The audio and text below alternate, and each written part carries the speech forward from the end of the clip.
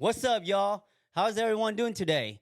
You know how hard it is to become a salon owner, but it's not just how hard it is, but how stressful it is to become a salon owner.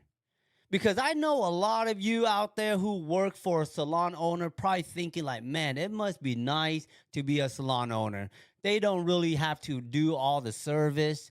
They just have to manage, delegate, motivate, trying to make sure things are not running down and not burning up on fire. I get it, y'all.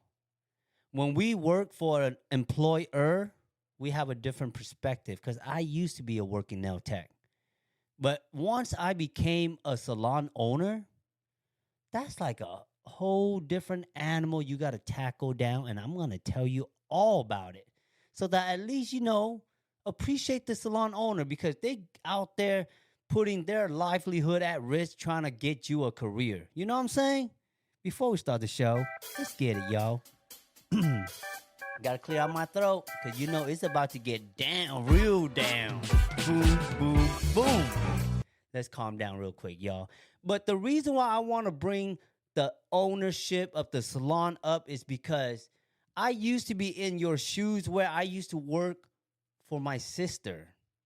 I used to work for my brother. I never worked for anybody, but working under somebody who managed not the right mindset as you can be stressful. I get it. When I was a nail tech working, sometimes I see things like, oh, I wouldn't do that to my clients. I wouldn't overbook them. I wouldn't just take them any walk-in even if I have an appointment. I wouldn't reuse the file. I wouldn't do this. I wouldn't do that. I get it. As a nail tech, you see what your boss are doing wrong and you are critiquing them and you are telling yourself, if I was a nail tech, owner of a salon, I will do things differently. I will not overbook. I will make sure all the appointments get booked in time. I will never reuse anything. I make sure my shop is super clean. That's what you tell yourself because that's what I told myself. I told myself that if I was the owner of a salon, I will do things so much better. That's what I tell myself. And on top of that, in my head, I am envisioning, shoot, I came with a skill set and the owner never trained me anything. And I am building them all this customers. And all they do is just not appreciate me. If I was the owner of a salon, I will treat my staff differently. I will train them. I will give them every single skill set that they need from me to make their career better. That's what I told myself when I was working for somebody.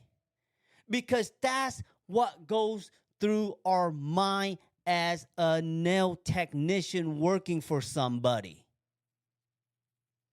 So, I work hard. I save up. So do you. Because why?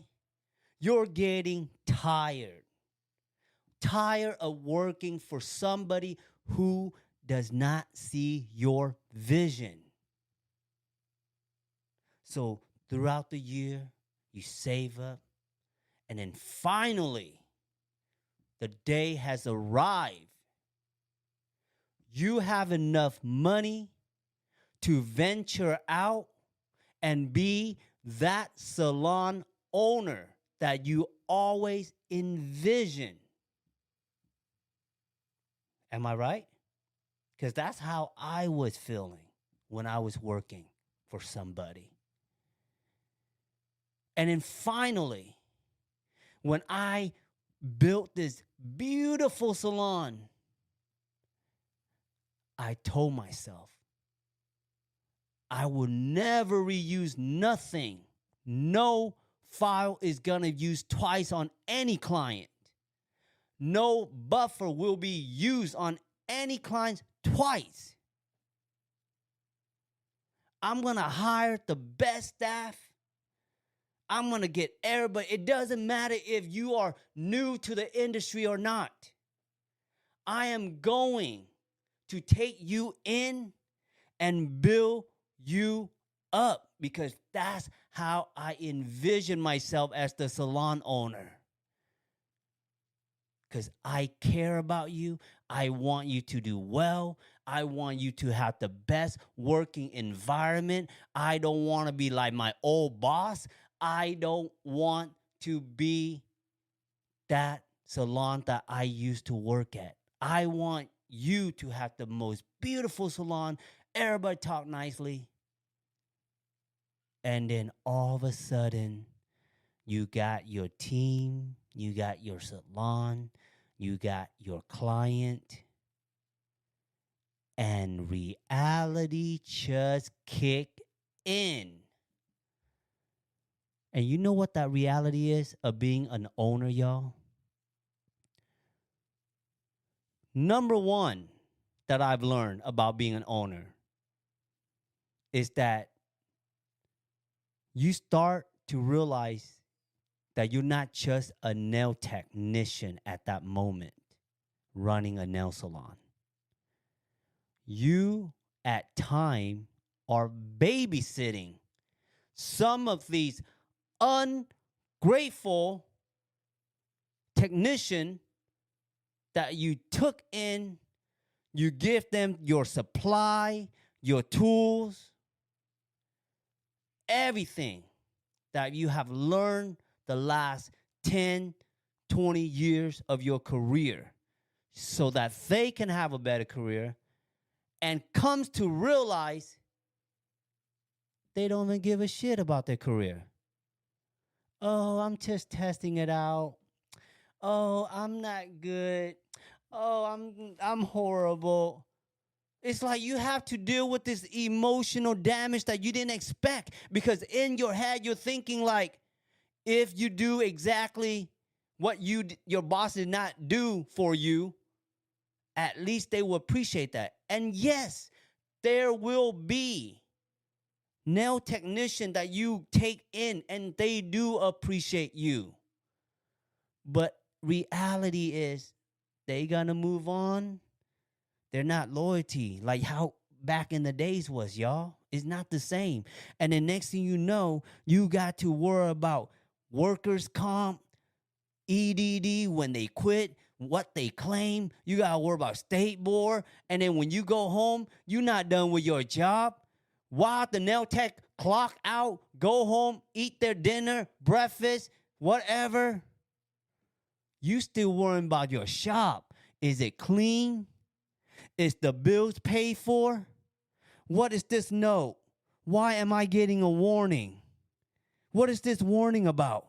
Let me Google this real quick. And the next thing you know, hey, boss, I can't come to work today. I have like all I'm fully booked, but I just can't come to work today. Nobody's watching my kids. Hey, why don't you just bring your kids to work? Yeah. Sometimes we even allow the nail tech to bring the kids to work so that they can perform the task. When we do all of that to their staff, and then all of a sudden when they're busy, they're like, oh man, look at him sitting around doing nothing.